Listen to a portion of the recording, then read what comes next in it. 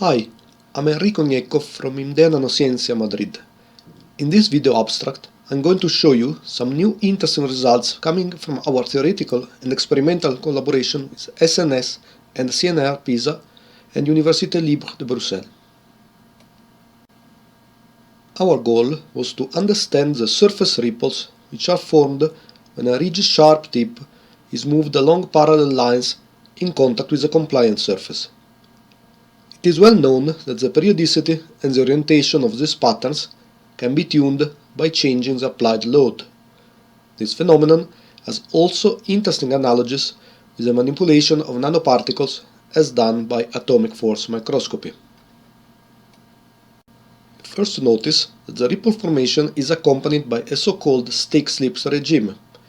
When the tip starts to move, initially it remains pinned to the substrate, until the lateral pulling force becomes so high that the tip suddenly hops beyond the edge of the dimple formed due to plastic deformation.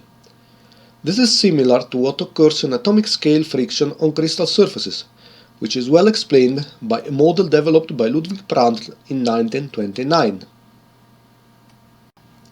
We have thus exploited this analogy, assuming as key parameters the scan velocity, the lateral stiffness, the tip width, and the indentation rate. By a simple instability analysis, we can predict that the ripples are formed only in limited value ranges of these parameters. The variations in the ripple periodicity and corrugation height can be also estimated.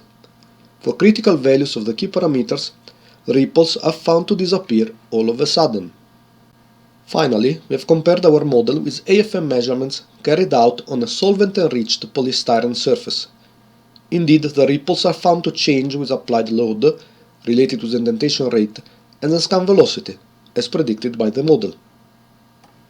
To the best of our knowledge, this is the first time in which plastic indentation and elastic shear force have been combined to reproduce the occurrence of surface ripples on compliant surfaces.